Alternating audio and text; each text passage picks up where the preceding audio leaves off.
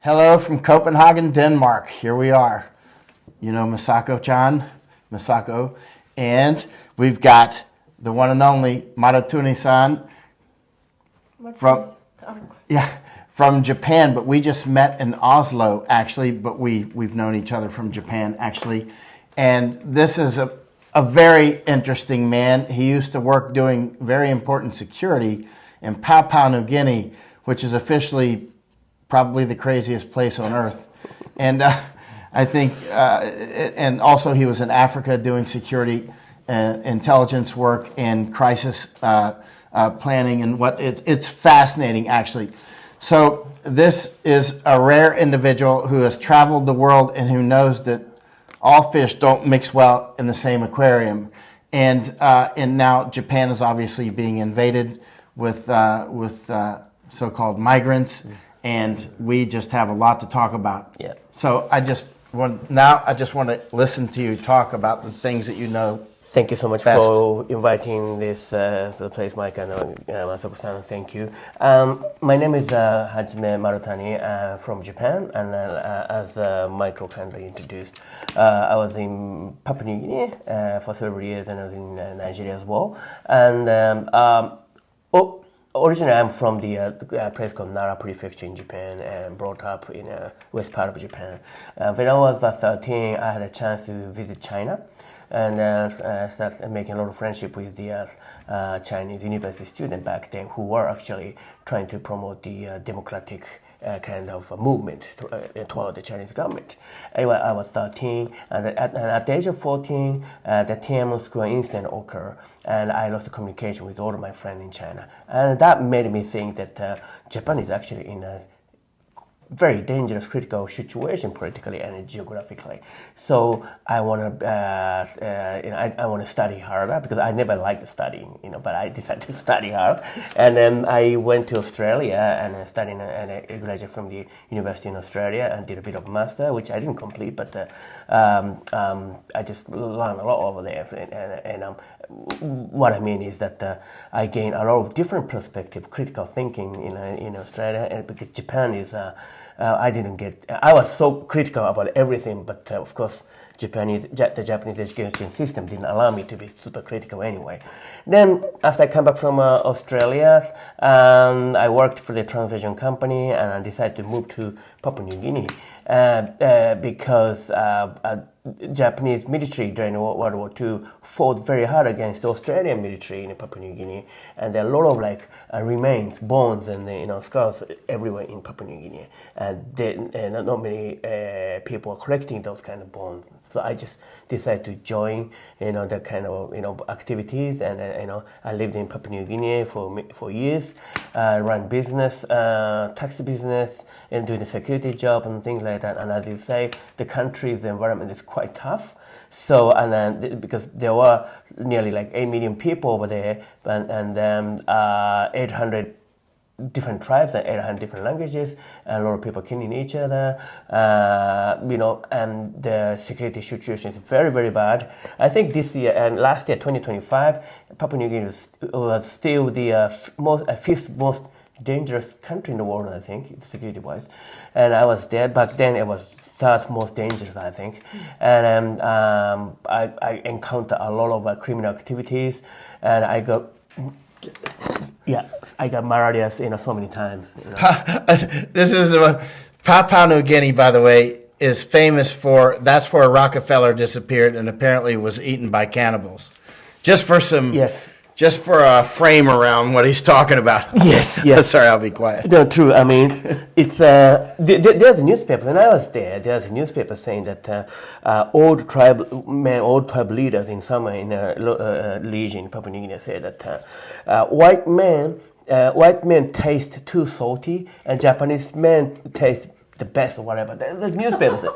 I thought that kind of country that I was living for a long time. I really liked it, because I felt like actually living, because anything can happen. People say that the TIP, it means that this is Papua New Guinea, meaning expect unexpected, because crazy things can happen, and it did happen, it does happen still, I believe.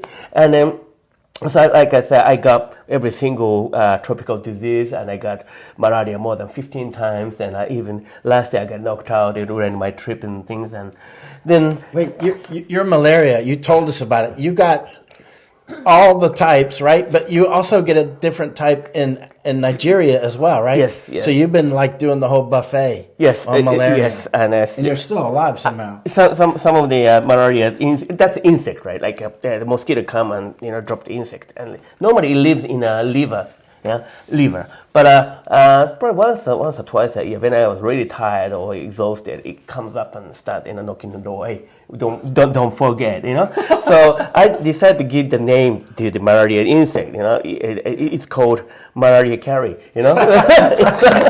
So you've named the worm basically in your liver. Yes, malaria carry. I can start hearing the music, time to time, because my head's are dinging, So anyway, that's very nasty. And another disease I got, the heavy one, was it's called boil, right? The insect, the mosquito bite, it's scratch, and the liquid come up, and flies come and then drink the water, and drop another worm or whatever bacteria, and start melting their skin, yeah.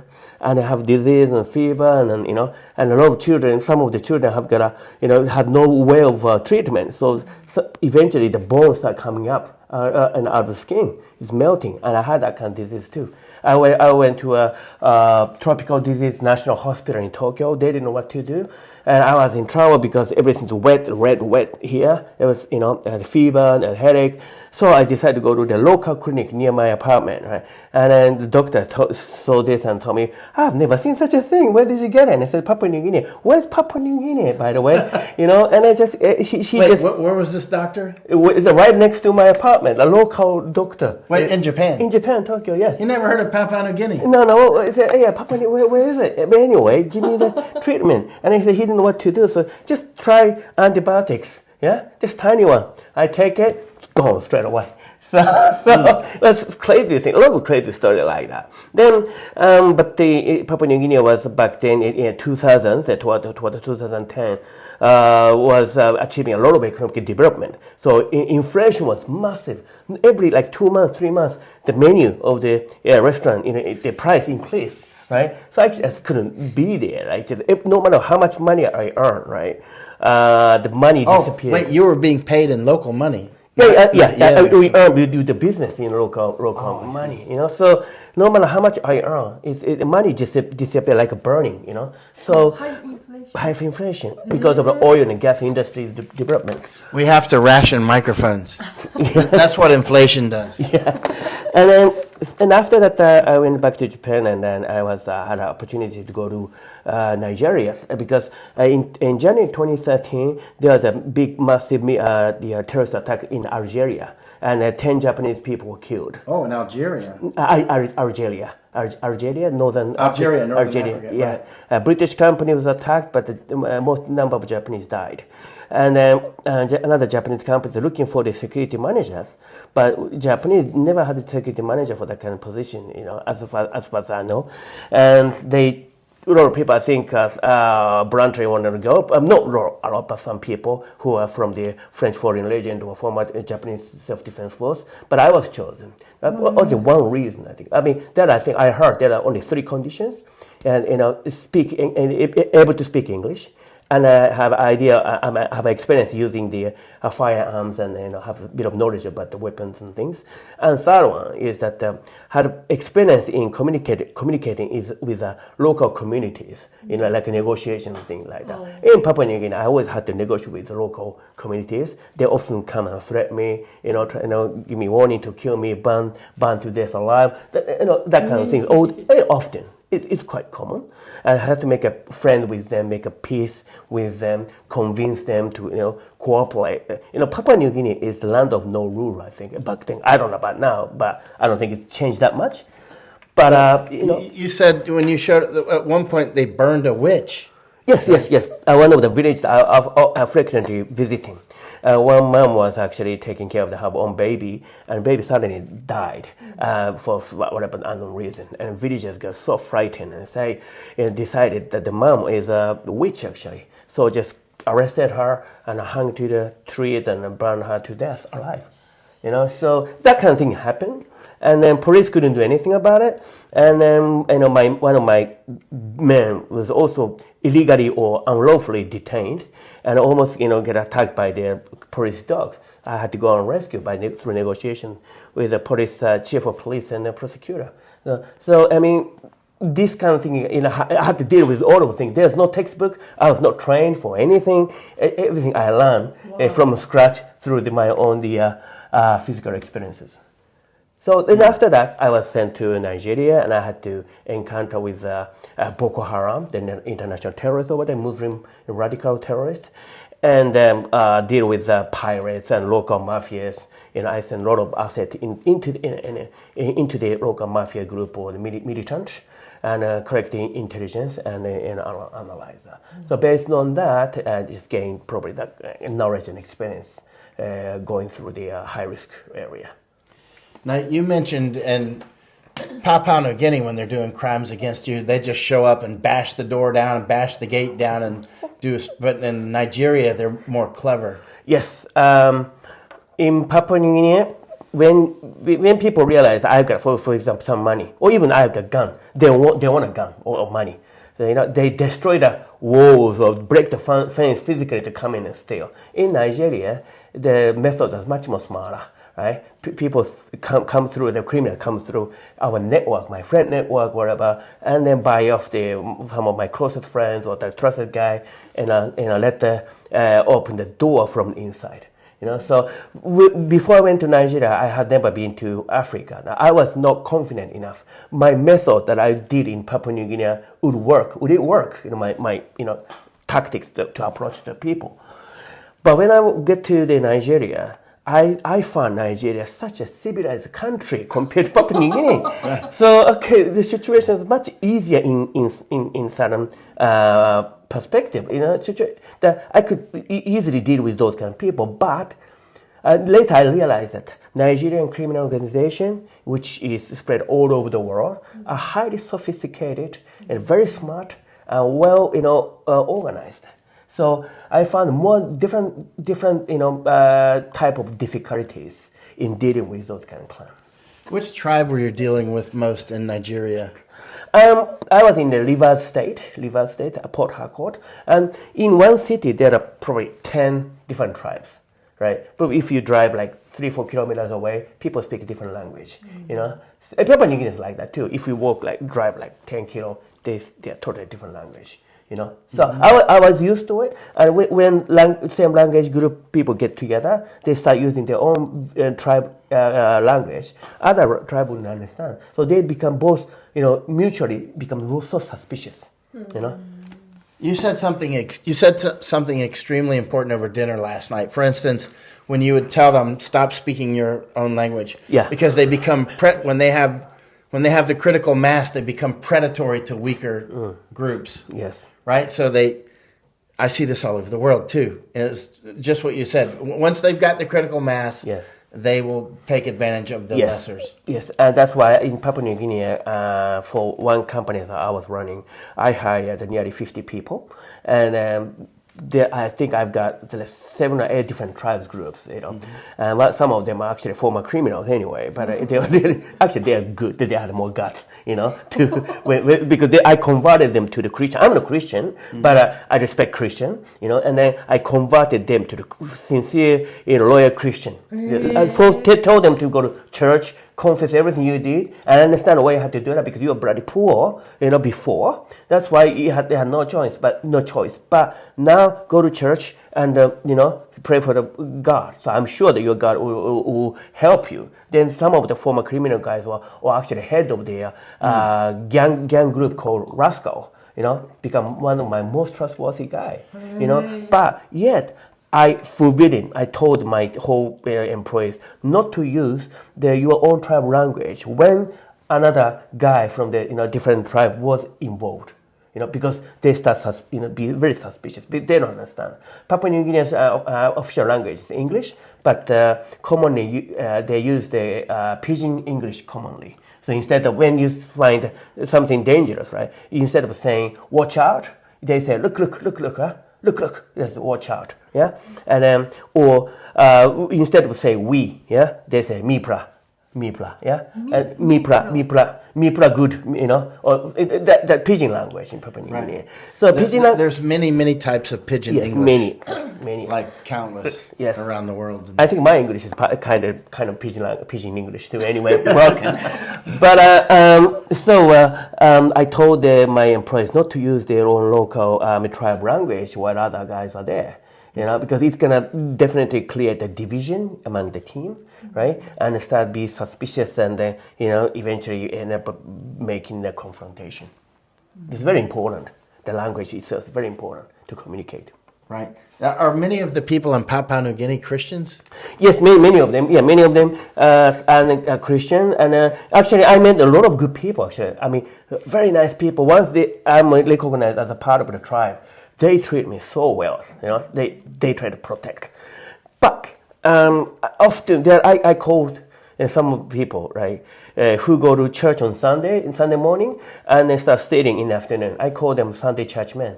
You know, right? Because they confess, go to church on Sunday morning, confess everything. Oh, me, sorry true, yeah. Papa got sorry true, me very bad there, yeah, right? Right? Yeah. And then Sunday afternoon, on the way back to home from church, they're gonna attack someone and steal the money. So they've got some kind of the source of confession for the next Sunday, right? So that kind of thing happen, right? So, and then the funny thing is, if you go to, I don't know, but now maybe it's my experience. It's like 10 years old back, but go to hotel, right? For example, 3 of us, or maybe 4 of us, order some Coke, oranges, coffee, tea, yeah, then into the waiter or waitress people, and then they bring the 5 coffees, for example, yeah. That kind of thing, So instead of, because they've been living in a jungle for a long time, they don't need to kind of remember too many like modern things like calculation, things like that. For example, 1, 2, 3, 4, 5, right? And after that, many people say plenty, instead of 6, 7, 8. Many so like local people live like that. Their living style is very primitive. There are a lot of good parts being primitive, but at the same time, if you try to run a business in such a country, it's super difficult. And they have weapons, machine guns. Sometimes they've got machine guns. They've got a weapon, handmade weapon called pipe. And then Christmas time they attack you quite often because they need the money for celebrating Christmas, right? So the criminal rescue, skyrocketed in November and December when I was there. Yeah, some primitive people we see around the world are actually very intelligent. Yeah. They're living primitive, but they're very intelligent. Others, clearly not. Clearly not. Yes, I think that's. I think they are very smart in living in a jungle environment, but they once they go out of the city, right? They in a modern society. I think it was very difficult. And another interesting story. The idea of mathematics, like you said, yes, mathematics can be difficult to teach to them, like because they'll say like 1, 2, 3, and 4, then many. 5, many, plenty. Or trying to teach how to read a map. Forget it. It's like me looking at Chinese. Yeah, at least I know Chinese is actually writing that I can learn. Yeah, it's difficult. And I was running the fruit juice company over there, as another company, and we are looking for those fruit trees. Yeah, and I just send information to the people through radio. And so then, you're looking for a certain type of fruit tree. Fruit juice, yeah, fruit juice. And then because Papua New Guinea is a tropical country, right, a lot of fruits out there. Then one village chief visited me from 50 kilometers away, 70 kilometers away, the place where you can get a lot of gold, gold mine. And then he came to me and said, we have got your favorite trees, 5,000 of them. They say, 5,000, really? Right? They're organized? Yes, organized. It's everywhere behind my village. It's a kind of farm. We can even cultivate it better and develop. We can make double, triple, blah, blah, blah. Okay, so let us go, right? Let us go and have a look at it. But the location is quite far. The road is always bumping up and, difficult. A lot of criminal, bandits are there sometimes. So I was always carrying the pistols and rifles and guns. I just fully load the pistol, rifle, shotgun, everything, and they drove the 4-wheel drive and went there. after taking 3 hours in that kind of road, reach there, and the people wearing the traditional, kind of, celebration uniform, birds, feathers, and everything, right? Yeah. And they're making the drum and welcoming me, right? Right. And then I was so excited. If there's a 5,000 tree, even like once a week I come here, I send my guys to come and pick the fruits. That'll be enough. When the chief of the village said, this way, Mr. They don't call Mr. actually, Master, because they were told by the Australian to call the white people. I'm not white people, but compared to them, I'm whiter, so they had to call Master. Anyway, I didn't like it. I really didn't like it. Mm-hmm. I told them not to call Master because we're equals. But anyways, they go, Master, please come and have a look at it. And I saw the fruit tree right in front of me, right? And I said, there are only 5 trees. And I said, so where's other 4,950, 995 trees, And I said, this is plenty tree, plenty. Oh. Look, plenty. Yeah. And I said, what's going on? You told me the 5,000, 5,000. It doesn't matter for them, 100 or 5,000 in the same, like plenty. So the chief, I was almost with anger and shake, almost holding my gun like that. But like I said, chief, let me ask the question, how do you count the number? 1, 2, 3,000, 4,000, 5,000, that's how you count? They said, wow, it's plenty. And then they realized that I was pretty upset, right? By taking risk and came that far away. So my guys already understand what's going on. My guys said, Mr. Sorry, true, they can calculate, don't worry. People bring a lot of, the taro or whatever fruits and pineapple and eat. I couldn't even eat because I was so angry, right? But I couldn't do anything about it. So I just, when. Or at least they're the right type of fruit. Well, yes, at least, but almost dead. Almost dead. Almost dead. So that what kind of fruit was this? It's a noni tree. Noni. Yeah, it's a super fruit. Yeah, it's a very smelly but very healthy tree, noni tree, and we got a Japanese investor to which didn't work well, but and I got malaria in the way, Man. I didn't get the fruit, but I did get malaria. Exactly. So the funny thing about Papua New Guinea is that I run business here, right? And I buy the fruits from that farmer, for example, contract, right? I use this national government-made road, right? Right. Then 2 or 3 tribes living alongside the road start complaining. You're using my road and doing business. Why you don't give me money? But this is the government road. And I said, no, this is my land. Oh. And if I refuse or ignore and then eventually what can happen is that one day you drive in a car, you see the trunk of tree, stop, you get shot at, for example. Right. Yeah, they attack. If you start paying, right, for those tribes, then other tribes say, I heard you paid that tribe. That land is our grandfather's land. It's not their land. You're gonna pay me. You start paying. It's gonna be endless story. Right. So there's no registered land ownership. So they are always fighting for their land. So Papua New Guinea is such a big country, but the size of the registered land is very, very small. That's why land price is expensive. Housing is much more expensive than Japan. Foods everything's imported. Everything's so expensive. So how can you live in such a place? But I lived in for years, and I was tired. I was really tired. And then after that, I went to Nigeria. Of course, Nigeria is much more civilized than Papua New Guinea. I was so impressed. So crazy and stupid. And now people want to move them all to Japan. Exactly. The Japanese government it became a big domestic issue.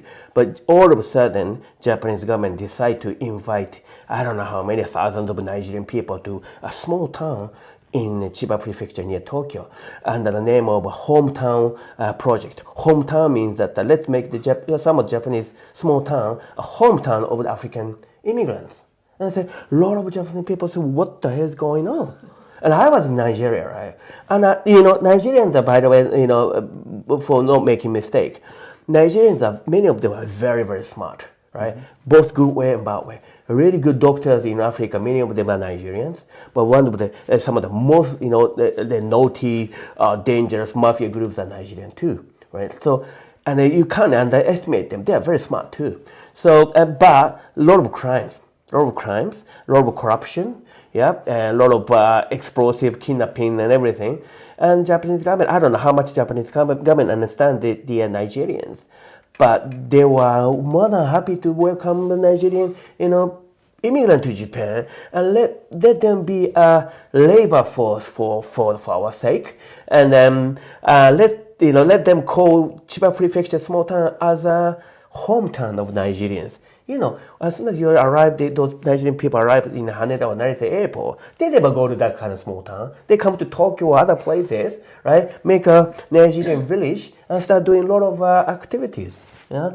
And so now Japanese government kind of apologized and took down the idea, but I think they probably changed the name or changed the method, and they probably try to increase more immigrants, because we were told by mainstream media, old media, that we don't have enough labor force. I don't think it's true. Over the last 30 years, Japanese were encouraged not to work harder, like 2 days holidays a week. Until when I was a high school student, everybody worked until Saturday. Right? School run on Saturday too, and more national holidays increased over the last 30 years, right?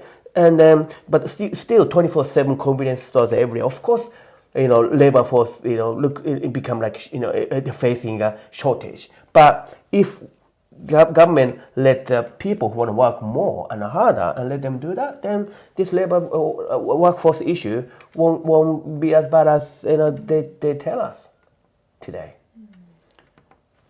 Right. So on the one side, they're saying they need fewer workers due to automation, and on the other, they're saying, but we need a lot more workers that can't read English or Japanese. Well, doesn't matter, does it? Because I don't think Japanese language capability is one of the criteria for them to come over, right? So as long as they can carry heavy stuff or whatever, or they can sell some small stuff at the convenience store, that should be fine. And that's a problem. I mean, even in Japan, even now in Japan, many of the workers at the convenience stores are foreigners, right? Foreigners. And when you go to the countryside in Japan, sometimes some Indians or the Southeast Asian people are working, and it's already common scenery. It's daily scenery now. When I encounter a Japanese worker at the convenience store, now I feel like, is he really Japanese or Chinese? Japanese. Well, it's rare. That's right. That is the feeling now. Yeah, we noticed the same in Japan. Yes. Right. Yeah. And the government wants more. Yeah. And I'm totally against it. And many Japanese people feel. Well, that's only because you've lived out where the people actually are judging the difference in taste of white men versus Japanese men. Yes. Do you have that newspaper? Do we have it? No. The newspaper that you talked about in Papua New Guinea? Oh, yeah. White men are too salty and Japanese taste better? Yes. That's one of the reasons, I think. I mean, the newspaper said that white men taste salty, Japanese men taste sweet. Yeah? Sweet means tasty in pidgin English anyway, So when they say it's tasty, this tastes good, they say, truly sweet. Truly sweet. True sweet. Long pig. Yeah. So you are too salty, we are very tasty, Too sweet, we are. Yeah. So, that's why it's from my experiences and limited experiences. Immigration policy is very dangerous, and you should know exactly what is going on or what can happen, through yourself, let yourself go to that kind of location and see on the ground like you do, yeah? Right. Without knowing what's going on the ground, you can't actually say anything. It's a massive difference when you actually go. Masako, you're not saying anything. No. I know you have questions. I can see the look in your eyes. I was thinking because maybe we didn't introduce him as he's a founder and the crisis management company is? Professionalist. The company is called Alpha Lead. In Tokyo. Alpha Lead. Thank you. And you also have your platform, your own platform. It's called Global Intelligence. Yeah, 360. Yeah, in Japanese only. But we just every day we issue the world news, most important world news, and send and sharing the latest cyber attack incidents. And once a week I do the live, and for probably 1 hour, and then explain what's going on outside of Japan from my own perspective.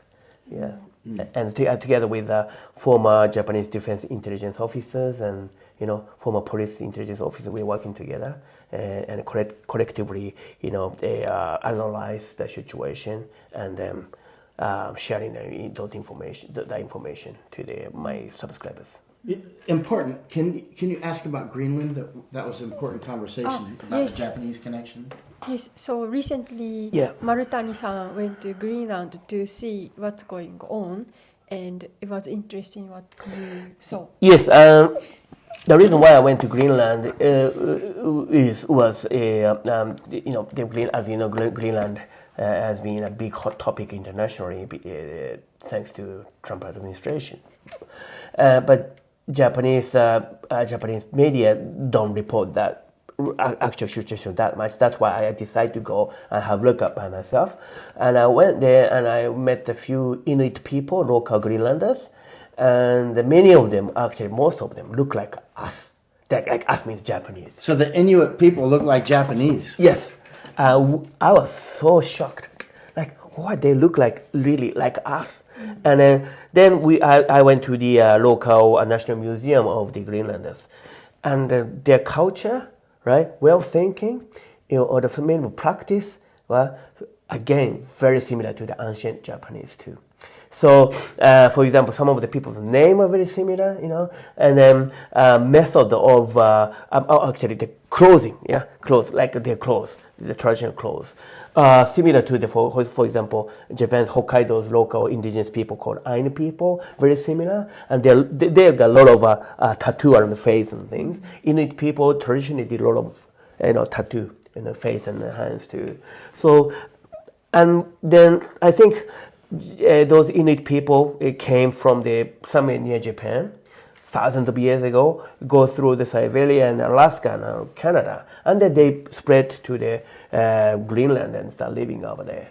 So it was surprising, like really, like our perspective toward the spiritual world, right, is again very similar to theirs too. For example, Inuit people have the idea this world and the other world, the spiritual world, and this world is our physical world where we are living now.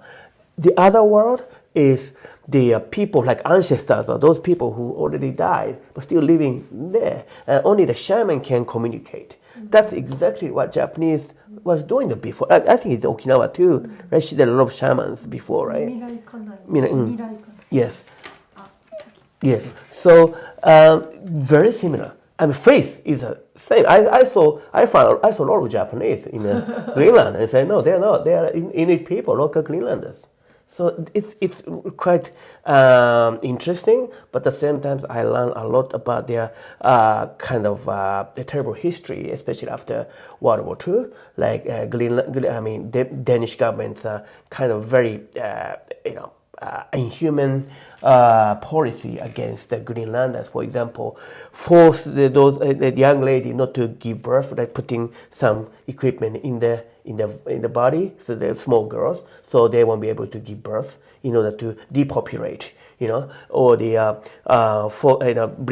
the children out of the Inuit family and send to Copenhagen, like here, Denmark, and force them to live with a Danish family, and force them to only use in Danish, not good Inuit language. So after years of experiments, right, many people couldn't communicate with their parents anymore, for example, and tradition was completely cut down. Culture get destroyed. So Greenland is one of the highest suicide ratio in the world. That's something we don't know. And then So what you see, like in Nigeria and Papua New Guinea too, what you see on the ground and see from the people's perspective, the stories that we are told through the mainstream media is totally different. Very, very different. Yeah. And you are also mentioning about now in like a political world, we see Greenlanders as if they want to go with US or no, or stay in Denmark. So what did you hear from the local people? Yeah, I spoke to Danish people, Inuit people, both. At this moment, as of now, my conclusion is that only few percent of the Greenlander want to be a part of America. They don't like to be. Many of them calling the Danish policy as a colonization. They don't want to go and belong to another country, big country like America, to be colonized. That's what they think. And majority of people prefer to maintain the status quo, but at the same time, they expand their autonomy as much as possible. But the difficult thing is that Danish government has been pumping a lot of money fund every year for the sustaining and developing Greenland. So Greenlanders cannot live without that money. That's what they think. Some of them think it is just again the media propaganda. Greenland have a lot of natural resources too, so it might take time for a while after independence, but they should be able to, do good. But of course, media doesn't teach such a thing, right? So most of Greenlanders at this moment prefer status quo, but massive expansion of the autonomy as much as possible. That's the current situation now. I see. You want to ask? No, I can tell by the look on your face you have important questions. Yes. Okay. This is a different topic, but I just want to ask how you see the world view, and specifically maybe related to this injection issue. And it's not that itself, but because you have a Global Intelligence 360, and I also have a subscription, and I learn a lot. It's a very good platform, and what he teaches is not just the information, but intelligence is not just the information. It's how we integrate our information on our own. So he's thinking how to think. That's what I like about. And so how do you see, because I think many audience are very interested in what's the situation in Japan too, and not so many Japanese people can tell you what's really going on, because so many are under cognitive warfare. Yes, we are deeply into it. I want to tell our audience that Marutani-san is one of the very rare few who actually knows what's really going on. He goes on the ground. So in terms of this cognitive warfare, or the omni-war, like Catherine said, omni-war. Catherine Austin Fitz. How do you describe the situation in Japan? There's some people call Singapore as a happy North Korea. Singapore have a lot of restrictions, and there's not much freedom of speech. As a matter of fact, so some people say that. I should call Japan the North Korea with what do you call senile? That old people get senile. Yeah, senile North Korea. Because we don't think we are North Korean. Like we think we have freedom of speech and freedom of expression. But about the this kind of jab, like vaccination things, most of people were really convinced this is the only way to do it. Only way, and everyone have to do, because Japanese people, as a nationwise, we are like a big one community. We are really like organized, community, not only locally but nationwide. So if you say no to the government policy, you are kind of purged, socially. And I was from the very beginning, which was January 2020, when the COVID was detected in Japan. I wrote a report to the organization I belonged to back then, saying that this can be the man-made biological weapon. So and I gotta be careful, but don't know what's gonna happen. But be careful, be rational. And 6 months later, the other foreign governments start using the jabs, and I again wrote and say that this injection is very dangerous. Never been proven. So I don't say don't do it, but we should be at least reluctant and be very careful.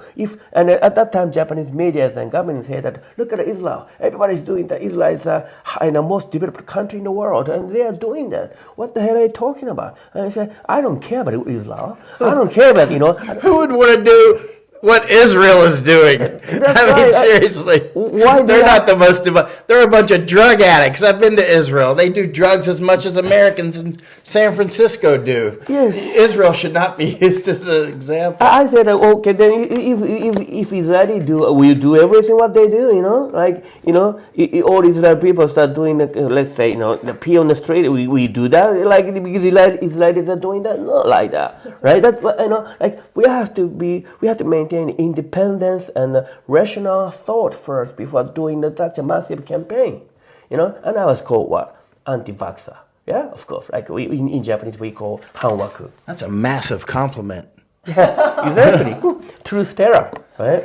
And then, but anyway, more than 80% of Japanese, I think nearly 90, I think, get a shot, and a massive number of people died after the injections.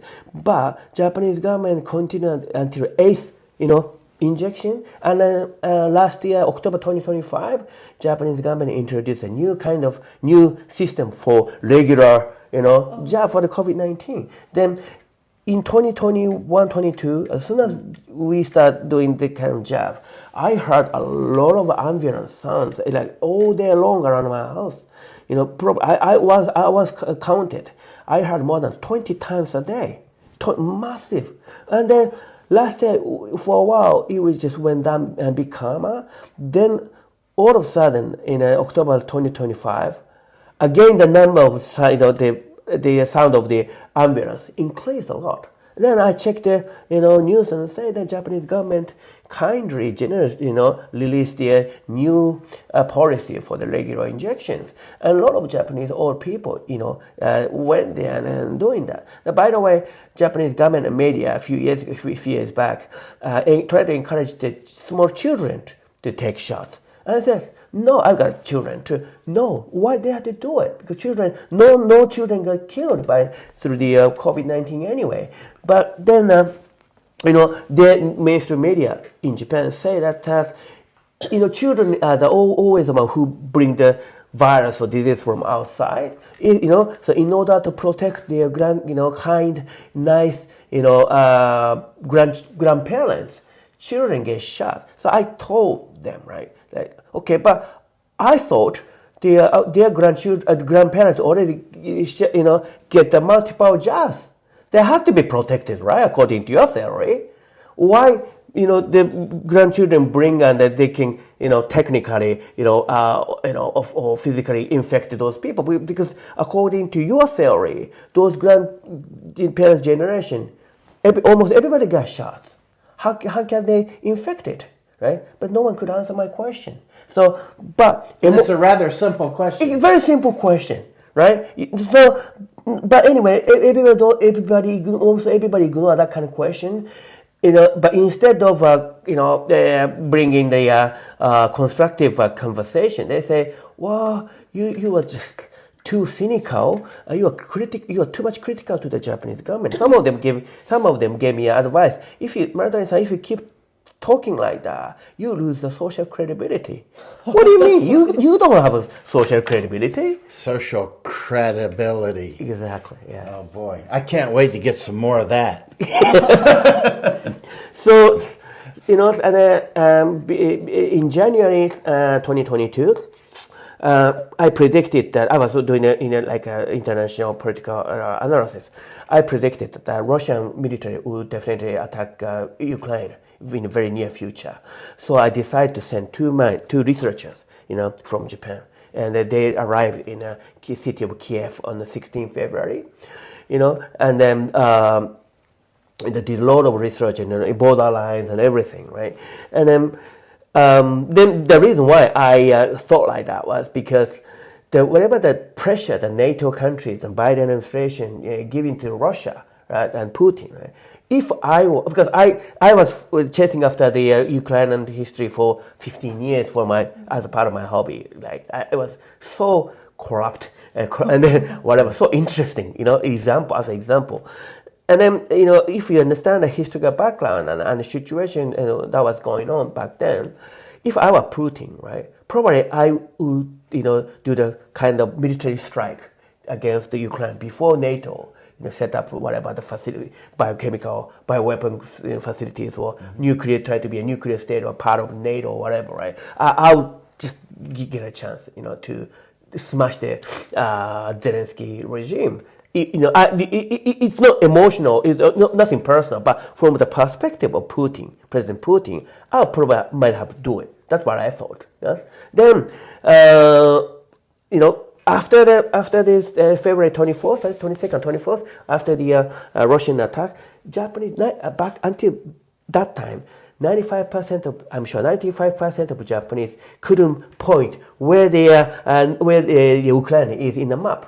But Japanese are, as you know, very hardworking in studying. They love studying so hard. After 1 month, right, everybody became an expert of Ukrainian issue, a war, right? And then Putin is a bad guy, Zelensky is a superhero, Azov regiment is a national hero. They start talking like that and say, wait a minute, how much did you know about Ukraine, right? Until January. No, but Japanese media for all day long, pushing this kind of war propaganda, in the Japanese, through the Japanese TV and newspaper, right? And everybody get completely brainwashed. And when I had a lecture, and to get in front of some local politicians or whatever, I said, I told them, like, maybe you might not like it, but how much corruption was going on in Ukraine, right? It's one of the most famous country. If you learn about study about the corruption or the illegal activity, just Ukraine is one of the best cases to learn to start with. And Zelensky, he's very famous for putting his money into his pocket or for his wife or whatever, very generously, Like those guys in Papua New Guinea. You want to cross down my road? Yeah, exactly. They didn't get the money. Then one of the audience, what he told me, Mr. Marutani, why do you love Putin so much? I didn't even mention the name of Putin. Right. I don't care what Russia is really. It's a different country. It's not Japan. But when I talk about Ukraine have a lot of problem, and they ask me, why do you love Putin so much? That kind of divided, black and white. That's normal. Yeah, like Superman and whatever, the bad guy, that kind of way of thinking is overwhelming the whole Japanese society and Japanese people's cognition. Vaccine the same. If you say no to the vaccination, you are such a dangerous, like almost a state enemy. Basically, a witch who should be burned. Exactly. Right. Yeah. I was told. First of all, I was told like conspiracy theorist. Yes. Yeah. That's I call it as bronze medal. Right? Secondly, I was called Putin apologist. I never, talk about Putin. I only talk about Ukraine. But that's a silver medal. And gold medal was anti-vaxxer. Yeah, I got 3 whole medals in Japan over the last 5 years. But now people start thinking, no, actually, what Marutani said was not that strange. So those opinion leaders slightly shifting their opinion and say, well, we shouldn't give too much money to Ukraine. They should focus on Japan, for example. They are the ones who are waving, a lot of money, for a lot of money to the Ukraine. By the way, how much Japanese people, donated the Ukrainian embassy in Japan from their own pocket, no government, private, not even sector. Each civilians in Japan in the first 6 months or 1 year is like 5.6 billion yen. Wow. How much would that be in which means probably $30 million, I think. Right. from our pocket. Everybody send money to the Ukrainian embassy, fight against bad Putin, protect the weak, people in Ukraine, Zelensky, ganbatte, go ahead, that kind of thing. Yeah, I'll bet you Zelensky has a yacht named Edo or something. Yeah. So I wonder where the money went anyway. But I told them, you never get a receipt, okay? You never get a receipt. Yeah. But anyway, so that's how much people are brainwashed, in such a short time of period. Even Japanese fought, right? As a fought. Yes, Japanese fought. Some Japanese fought in Ukraine. Ukraine, yes, and then some of them got killed. And those people obviously had no idea before January 2022. And then some of the Japanese media interviewed them, why you were here, Japanese like mercenary, right? Japanese media didn't never use the term mercenary. They called the voluntary justice soldier, whatever, like that. So, like a shameful, but anyway. And those people say that I want to protect us. Women and children in Ukraine. I understand why, because Ukrainian ladies are very famous for being beautiful. That's why they want to fight for them, right? But how many Japanese volunteer justice or freedom fighter or whatever fought for example, in Afghanistan or in Congo, in Africa? No, right? Because first of all, Japanese media don't report, right? And the secondary, Ukrainian people, ladies are considered probably much more attractive or whatever. That's probably the honest reason, I think. That's why. How many Japanese soldiers go to another war in Africa? No, right? In Pakistan, no. But why in Ukraine? It's the power of media, through the pictures and things. And a lot of Ukrainian refugees come to Japan, right? And some of them take a really high position, like a producer of the national television, right? Ukrainian young beautiful lady, right, with blonde hair, right? How many Afghan refugees become like that? No, right? Each time Japanese media, do interview, then there's either small, beautiful, blue-eyed children with blonde hair, or the young, beautiful mother, or young, beautiful lady, or good-looking, handsome young man, right? It's a war propaganda. Right. And many Japanese good mind people thought, those people were every day killed and slaughtered by Russian, so we have to go and save them. But by the way, they are almost the same people, Slav, Russian, they live in the same place. There's no difference, right? So, but I keep saying this kind of thing over the last 4 years, right? And I was considered as a Putin apologist or the pro-Russian lover. I had never been to Russia. I ate the Russian food probably 3 times in my life. Only once I felt it was good. I didn't particularly like it.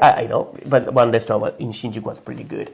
But other people are the same level as me, right? Like in understanding or connection with Russia. But people are so easy to get brainwashed and manipulated.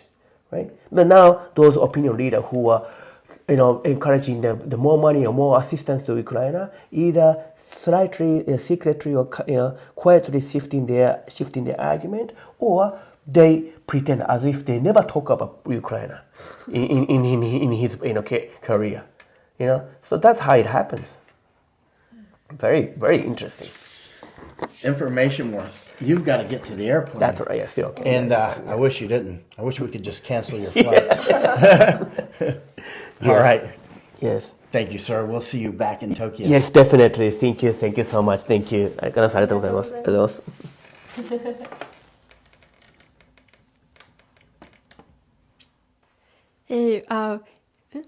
In English. Yes. So I wish we had more time, but Marutani-san is going to continue his travel in Europe. And for those who want to follow and learn more from Marutani-san, his first name is Hajime, Mr. Marutani Hajime. And please look, Alpha Lead, that's his company, and he has a Global Intelligence 360. And yes, I hope we have this kind of opportunity in the future again. And please follow him, because he has very unique and deep foundational understanding of what's going on, and I recommend Marutani-san to get Japanese information, and you should listen to what he thinks about the current administration too, but that's for another time. So ありがとうございどうもありました。がとうございました。ありがとうございました。